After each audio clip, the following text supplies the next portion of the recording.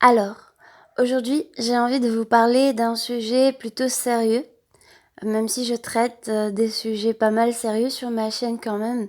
C'est une chaîne santé, bien-être, motivation, inspiration, pourquoi pas, et développement personnel. Je parle aussi de spiritualité, de médecine moderne, de médecine douce, de nutrition, de tout ce qui se rapproche de près ou de loin au bien-être et pas vraiment le bonheur parce que comme vous le savez, comme je le dis souvent, le bonheur ça dépend de l'idée qu'on se fait, de l'image qu'on se fait du bonheur et le bonheur n'est pas quelque chose de stable. La vie, l'univers est fait de changements, de bouleversements et dans ce sens, on ne peut pas réellement trouver le bonheur et rester tout le temps en constance dans ce bonheur-là. Par contre, ce qui est mieux que le bonheur, c'est la paix. Trouver la paix. Et trouver la paix, c'est quelque chose qui, quand on est dans ce... Quand on a trouvé la paix finalement intérieure, on peut affronter ces changements de la vie plus sereinement, tous ces chamboulements qui peuvent nous arriver car la vie c'est vraiment comme un océan et c'est des vagues qui s'entrechoquent et c'est un éternel changement. On ne peut pas dire qu'on a trouvé le bonheur et qu'on s'y est accroché et voilà, c'est juste des gens qui vous vendent du rêve, on va dire. Par contre, la paix, c'est encore mieux. C'est se sentir vraiment épanoui, se sentir reposé, se sentir en paix avec ce qu'on fait, avec les gens qui nous entourent, avec pas mal de choses, avec tout ce qu'on peut offrir finalement au monde. Et aujourd'hui, justement, le sujet, c'est pas la paix, c'est un des moyens, un des chemins, un des outils qui va nous mener vers cette paix. Et donc, je vais parler de culpabilité. La culpabilité, on pourrait en faire des heures et des heures, mais je vais essayer de résumer ce que j'en pense là, aujourd'hui, au moment où je vous parle. La culpabilité. Il y a plusieurs types de culpabilité. La culpabilité n'est pas une mauvaise chose en soi. Ce qui est mauvais, c'est la culpabilité qui est là alors qu'on ne peut rien changer. On ne peut rien changer à ce qui est déjà fait. Et cette culpabilité-là ne va rien réparer. Elle ne va rien apporter. Elle va au contraire détruire encore plus et s'auto-nourrir finalement. Elle va augmenter encore plus parce que lorsqu'on ressent de la culpabilité toxique, on va encore faire du mal autour de soi parce qu'on n'est soi-même pas heureux et on va donc culpabiliser encore plus et c'est un cercle vicieux, il ne faut absolument pas rentrer dans ça. Mais il y a aussi cette bonne culpabilité, cette culpabilité où il est encore temps de faire quelque chose, cette culpabilité qui n'est pas là pour rien, qui nous rappelle qu'on est en train peut-être de faire du mal sans s'en rendre compte, car si on se concentre un peu, si on se pose des questions, peut-être on voit des gens mauvais autour de nous qui font plein de mal et on se dit mais ils sont mauvais, mais pourquoi ils font ça? Mais peut-être que chacun de nous fait un peu de mal autour de lui sans se rendre compte parfois. Je ne comprends pas vraiment, pas encore en tout cas, et j'espère ne pas comprendre les gens qui font du mal volontairement en étant conscients de ça. Mais je peux comprendre des gens qui font du mal et qui ne sont pas conscients de ça. Mais cette culpabilité est là pour qu'on répare. Et c'est une bonne chose, évidemment, il faut culpabiliser, sinon on n'aurait pas de conscience, sinon on n'aurait pas on n'aurait pas ce bon fond qui nous permet de rayonner autour de soi. Et donc, oui, cette culpabilité est là pour qu'on répare. Elle est là pour nous dire, soit tu répares, soit tu vas rester dans le mal finalement. Car quand on sème du bien, on est attiré par le bien, et quand on sème le mal, on est attiré par le mal. C'est pas une religion qui dit ça, c'est pas deux religions qui disent ça, c'est pas trois religions qui disent ça, c'est toutes les religions. C'est pas un livre de développement personnel qui dit ça, c'est pas deux livres, enfin, vous aurez compris, je vais pas continuer comme ça, bref. Donc, c'est vraiment une observation, on va dire, par plusieurs cultures, que plus vous faites du bien, plus le bien vous arrive, et plus vous faites du mal, plus le mal vous arrive, et parfois le mal arrive même quand on fait du bien, mais ça, surtout dans certaines religions, c'est plutôt des épreuves, c'est la vie qui nous renforce, qui nous teste, c'est l'univers qui nous teste. Moi qui est croyante, c'est Dieu qui nous teste. Après, chacun voit les choses comme il veut, mais ça reste qu'on pense univers, qu'on pense puissance, qu'on pense intelligence suprême, ou Dieu, peu importe l'appellation, ça reste une réalité observée par plusieurs cultures, un fait que les gens qui font du mal sont attirés par le mal et les gens qui font du bien sont attirés par le bien. Et il y a aussi des épreuves et des cas exceptionnels, évidemment, qui ont aussi leurs raisons quand on creuse un peu. Donc, cette culpabilité est là pour vous rappeler d'agir, qu'il est temps encore d'agir. Et il faut pas du tout taire cette culpabilité-là. Il faut se poser les questions. Peut-être que les gens qui vous font du mal ne sont pas conscients qu'ils vous font du mal. Peut-être que pour eux, vous méritez ce mal. Peut-être qu'ils vous voient comme quelqu'un de mauvais et ils se sont convaincus que vous méritez ce qui vous arrive et que eux, ils sont dans le bien et ils justifient ça, même ils ont tort, mais ils justifient ça. Et il y a quelqu'un qui, par exemple, je ne sais pas moi, il va voler quelque chose, il va se dire que oui, mais moi je n'ai pas d'argent, moi j'ai été spolié par le gouvernement, moi j'ai pas eu de travail, cette personne a eu plus que moi, c'est mon dû, alors que c'est faux, c'est complètement faux. Mais lui, il va se convaincre, il va pas se dire haha, je suis le diable et je vais voler cette personne et je vais faire le mal. Ça c'est dans les dessins animés. Et encore ça existe, c'est aussi chez les pervers narcissiques.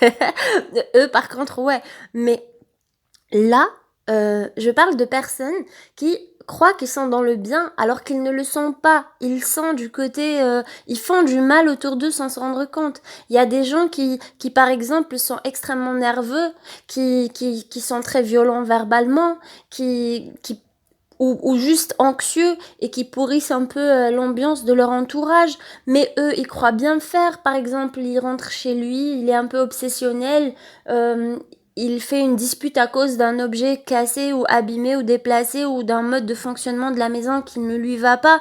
Lui, il croit qu'il fait ça pour le bien des autres. Il va se dire, mais les autres ne sont pas ordonnés. Les autres, ils ne savent pas vivre. Les autres, moi je sais, il va les voir comme le mal alors qu'il fait du mal. Donc ça, parfois, on a une petite voix de culpabilité, on doit chercher d'où elle vient.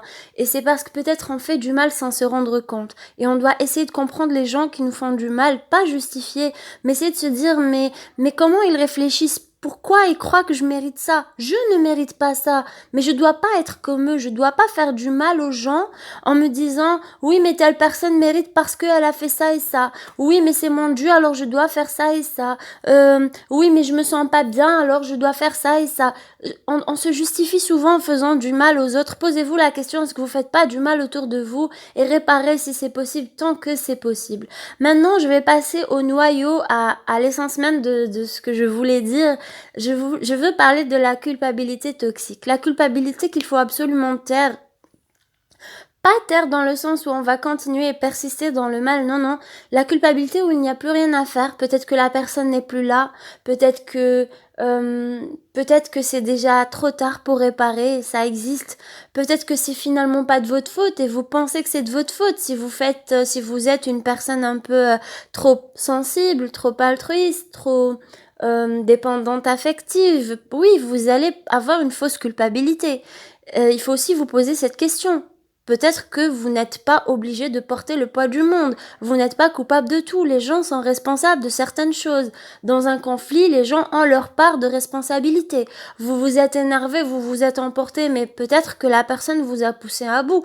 Les gens ne poussent pas à bout que par des insultes ou des violences verbales. Il y a aussi la violence psychologique qui pousse à des choses extrêmes. Et du coup, je vous dis pas de vous justifier là, mais je vous dis de vous poser les bonnes questions, de chercher à comprendre cette culpabilité.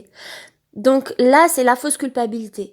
Et le troisième type de culpabilité, pour moi et selon moi, c'est la culpabilité où c'est trop tard, qui n'est pas fausse, qui a des raisons d'être, mais c'est trop tard. Par exemple, vous culpabilisez de ne pas avoir assez fait pour un défunt. Une personne que vous aimiez extrêmement, mais que vous n'avez pas su être à la hauteur tout le temps. Voilà, vous allez culpabiliser. Cette culpabilité, vous devez absolument la réparer. Vous devez absolument la transformer en une énergie de construction. Sinon, elle va vous détruire de l'intérieur. Ça va devenir une énergie destructrice. Et ça va vous détruire très progressivement. Ça va vous détruire votre estime de vous-même, votre motivation, votre joie de vivre. Et ce qui va arriver, c'est que les autres, ceux qui sont encore là, vos autres proches qui sont aussi précieux, qui méritent aussi que vous soyez en bonne santé mentale pour eux, que vous soyez joyeux pour eux vont subir les effets de cette culpabilité. Vous allez peut-être tomber dans la dépression, vous allez peut-être tomber dans le burn-out, vous allez tomber dans plein de choses négatives. Et quand on est dans ces choses négatives, on ne peut pas rendre les autres heureux. On ne peut pas s'occuper de soi et on ne peut pas s'occuper de ceux qu'on aime. Vous culpabilisez de la perte d'un être cher, mais si vous avez des enfants, vous devez rayonner, vous devez être joyeux, vous devez vous occuper de vous-même pour mieux vous occuper de vos enfants, vous devez vous occuper de vous-même si vous êtes soignant, pour vous occuper de vos patients, si vous êtes professeur, pour vous occuper de vos élèves, etc., de votre conjoint, de qui vous voulez, de votre best friend, de qui vous voulez.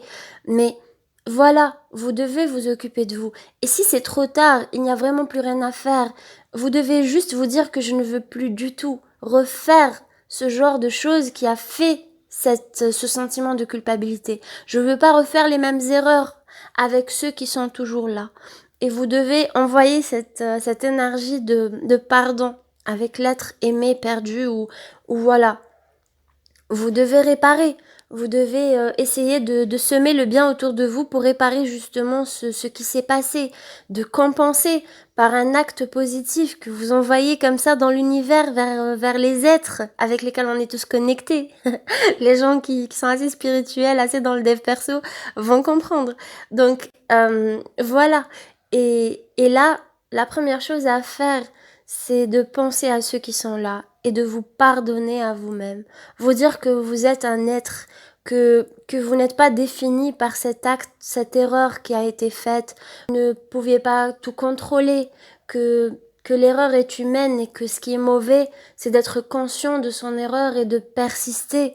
Comme le petit méchant des dessins animés, le moi ha ha ha, j'ai fait du mal autour de moi et je suis prêt à en refaire. Voilà, vous n'êtes pas un Lex Luthor, vous n'êtes pas un PN, vous n'êtes pas voilà, un grand manipulateur. Si vous êtes juste une personne qui a fait des erreurs et qui ne le voulait pas, ou qui a fait des erreurs et qui voulait tellement s'en sortir, il y a des gens, vous savez, du matin au soir, d'ailleurs ils finissent souvent par faire une psychasthénie, une fatigue mentale. C'est des gens, avant de rentrer chez eux, du matin au soir, ils se répètent: aujourd'hui je vais pas faire cette erreur, aujourd'hui je vais pas m'énerver, aujourd'hui je vais vraiment tout faire pour ne pas m'énerver. Ils vont rentrer chez eux et ils vont s'énerver. Ces gens-là, si vraiment ils veulent changer, ils méritent d'avoir l'aide de leur famille. Ils méritent d'avoir le soutien de leur entourage, car ils luttent contre ça. D'ailleurs, chez les musulmans, on appelle ça djihad nafs. Oui, je sais, le mot fait peur, mais le mot fait peur parce que les médias l'ont manipulé, l'ont transformé en autre chose. Évidemment que ça fait peur. Bon, je vais devoir voir combien de personnes se sont désabonnées, combien d'islamophobes se sont désabonnés. Je vais juste dire ciao. Bon, vraiment, les gens qui s'intéressent au développement personnel, j'espère, je l'espère, parce que j'ai remarqué qu'il y a tellement de choses dans la culture asiatique qui a été repris par l'Occident, qui a été vraiment raconté d'une très belle façon par les Occidentaux, qui a été mélangé à de la science, pas mélangé, mais interprété. On a mis en lumière des choses qui coïncidaient avec d'autres choses dans le développement personnel, et dans la spiritualité. On s'est dit: ah, mais nous on a observé ça en science et eux ils avaient observé ça depuis si longtemps. Et ils sont ouverts à cette culture parce qu'il n'y a pas de médiatisation qui montre des gens qui décapitent au nom de Dieu ou je sais pas quoi, qui montrent pas une fausse image de leur religion, voilà. Mais ce qui est tellement dommage, c'est de voir des gens aussi spirituels, aussi développés, soi-disant, sur un plan développement personnel et spiritualité, éveil, des gens cultivés, des gens scientifiques, des gens censurés complètement parfois des commentaires, parfois des vidéos, parfois censurer complètement, en tout cas bannir de leurs exemples, ou peut-être qu'ils ne savent pas et c'est tellement dommage, bannir tout ce qui vient de la culture berbère, arabo-musulmane et africaine. Et mon Dieu, j'ai juste envie de vous dire, vous savez, les gens qui se sont intéressés à la vraie religion, je suis pas là pour intégrer des gens, mais qu'est-ce que je m'en fous qu'il y ait plus de musulmans, plus de chrétiens, c'est vraiment le dernier de mes soucis. Moi, je sais ce que je crois. Moi, je sais ce que je crois, ce que je prends, ce que je comprends. Mais je trouve ça dommage parce que c'est tellement de choses qui coïncident. Vous savez, quand on a eu une culture africaine, nord-africaine, une culture musulmane, une culture berbère ou même arabo-musulmane, et qu'on a pris de cette religion, de cette culture aussi, beaucoup comment dire, beaucoup de leçons, beaucoup de choses, et que finalement on a lu après, plus tard, beaucoup de livres de développement personnel qui évidemment sont venus bien après ces religions-là et cette culture-là, qu'on s'intéresse aussi beaucoup au développement personnel occidental, à la culture asiatique, vous savez, on reçoit des baffes. C'est-à-dire, vous êtes en train de lire le livre et baf, vous avez une baffe. Ah, mais ça coïncide avec ce que notre religion dit, avec ça, avec ça. Et c'est pas, comment dire, on appelle ça comment on appelle ça? Comment on appelle ça? Les fausses preuves et les faux machins? Non, non, c'est pas ça. C'est pas ça, c'est vraiment incroyable. C'est juste incroyable.